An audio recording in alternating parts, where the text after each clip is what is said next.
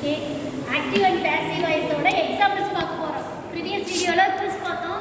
இந்த வீடியோவில் active பேசிவோட examples பார்க்க போகிறோம். அதுவும் ஸ்டேட்மெண்ட் சென்டென்ஸை எப்படி மாற்றுறோம் அப்படிங்கிறது மட்டும்தான் இதில் நம்ம பார்க்க போகிறோம். ஓகேவா? ஸ்டேட்மெண்ட் சென்டென்ஸு அப்படின்னா என்ன? சாதாரண வாக்கியம், ஃபுல் ஸ்டாப் போட முடியாது. இங்கே பாருங்கள், குமரன் கம்ப்ளீட் த ப்ராஜெக்ட் அப்படின்னு இருக்கு. ஒரு சென்டென்ஸ் கொடுத்துட்டாங்கன்னா அங்கே சப்ஜெக்ட் அந்த செயலை செய்கிறவங்களுக்கு இம்பார்ட்டன்ட் கொடுக்குற மாதிரி வந்தால் அது ஆக்டிவ் வாய்ஸ். அப்போ ஆக்டிவ் டு பேசிவ் மாற்றணும். இங்கே என்ன இருக்குது? கம்ப்ளீட்ஸ் அப்படின்னு இருக்குது. அப்போ இது என்ன டென்ஸ் ஃபார்மில் இருக்குது? ஆக்ஷன்னா சிம்பிள் ப்ரெசன்ட் டென்ஸில் இருக்குது. என்ன செஞ்சோம் அப்படின்னா அது ஆப்ஜெக்ட்டு. அப்போ ப்ராஜெக்ட் அப்படிங்கிறது ஆப்ஜெக்ட். அப்போ ஆக்டிவ் டு பேசிவ் மாற்றும் போது என்ன ரூல்ஸு?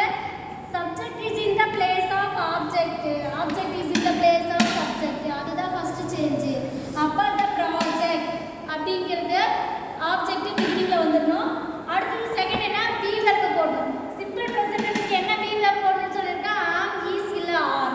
ப்ராஜெக்ட் அப்படிங்கிறது சிங்குலர், அதனால ஈஸ் அப்படிங்கிற பி வெர்பு போடுறோம். அப்போ மெயின் வெர்பை எப்பவுமே தேர்ட் ஃபார்மில் இருக்கணும். அதுதான் மூணாவது change. Complete, completed, completed. verb 3 போட்டாச்சு. ப்ரிபோசிஷன் பை போட்டாச்சு verbuக்கு பின்னாடி. அடுத்தது சப்ஜெக்ட் எண்டில் குமரன் வந்தாச்சு. இது சிம்பிள் ப்ரெசன்ட் டென்ஸ்க்கு. அப்போ இது சிம்பிள் பாஸ்ட் டென்ஸில் இருக்குது. குமரன் கம்ப்ளீட்டட் த ப்ராஜெக்ட் அப்படின்னு இருக்குது அப்படின்னா இங்கே verb 2ல இருக்குது. அப்போ verb 2 சிம்பிள் பாஸ்டில் இருந்ததுன்னா என்ன பண்ணணும்? வாஸ் இல்லை வேர் அப்படிங்கிற பீவோ போடணும். இந்த ப்ராஜெக்ட் பிகினிங்கில் வந்துருச்சு. வாஸ், இது ப்ராஜெக்ட்டுங்கிறது சிங்குலர், அதனால இதுக்கு நேராக என்ன இருக்குது? சிங்குலர்னால வாஸ் போட்டிருக்கோம். Complete, completed, completed. இந்த verb 3யும் கம்ப்ளீட்டட் போட்டாச்சு. பை அப்படிங்கிற ப்ரிபோஷன் போட்டிருக்கோம். நெக்ஸ்ட்டு குமரன் அப்படிங்கிற சப்ஜெக்ட் எண்டில் போயிடுச்சு. அவ்வளோதான். அடுத்தது இது he is completing the project அப்படின்னு வருது. அப்போ he அப்படின்னா he subject, is completing verb. இது என்ன டென்ஸில் இருக்குன்னா ப்ரெசன்ட் கண்டினியூஸ் டென்ஸில் இருக்குது. கண்டினியூஸ்னாலே இந்த ஐஎன்ஜி எடுத்துட்டு பீயிங் அப்படிங்கிற பி வெர்பை மெயின் வெர்புக்கும் ஆக்சிலரி வெர்புக்கும் நடுவில் போடணும். த ப்ராஜெக்ட் அப்படிங்கிறது சிங்குலர், இங்கே ஹீக்கு ஈஸ் இருக்குது. ப்ராஜெக்ட் சிங்குலர், அதனால் இங்கேயும் ஈஸ் போட்டுக்கலாம். இந்த ஐஎன்ஜி கட் பண்ணி பீயிங் போடுறோம். அடுத்து complete, completed, completed. verb 3 completed.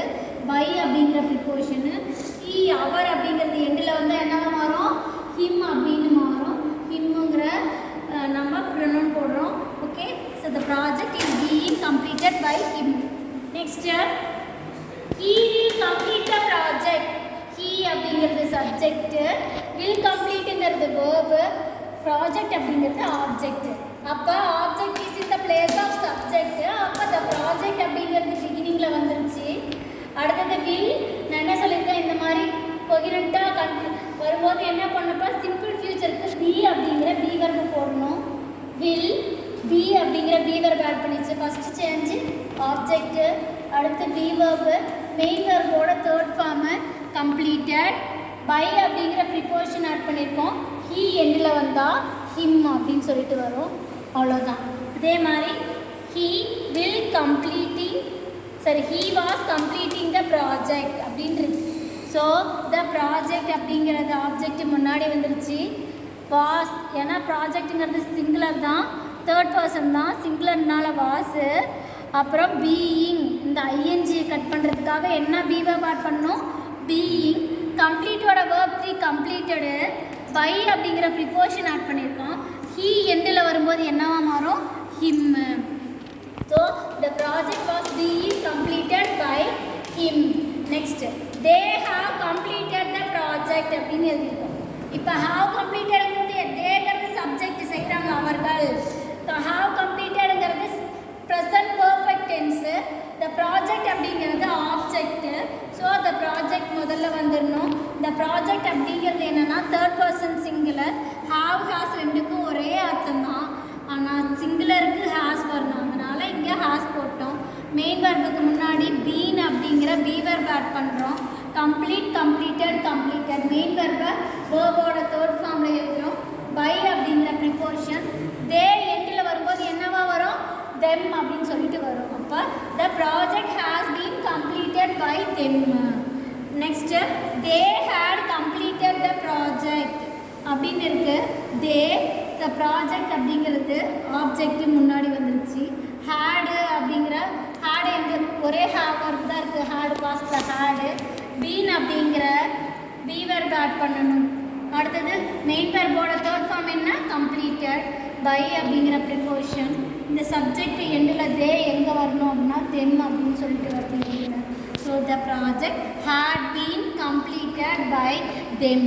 அப்போ ஃபஸ்ட்டு சேஞ்ச் என்ன? ஆப்ஜெக்ட். செகண்ட் சேஞ்ச் என்ன? Be verb. தேர்ட் சேஞ்ச் என்ன? மெயின் வெர்பை எப்போவுமே வெர்போட தேர்ட் ஃபார்மில் எழுதணும். ஃபோர்த்து சேஞ்சு ப்ரிப்போசிஷன் ஆட் பண்ணணும். ஃபிஃப்த்து சேஞ்சு சப்ஜெக்ட் எழுதணும். அட்வெர்ப் வந்துருதுன்னா பிகினிங்கில் வேணாலும் கொடுத்துக்கலாம், எண்டில் வேணாலும் கொடுத்துக்கலாம், அதோட மீனிங் மாறாது. தேங்க்ஸ் ஃபார் வாட்சிங். நெக்ஸ்ட் வீடியோவில் another kind of sentence change பண்ணுறது பற்றி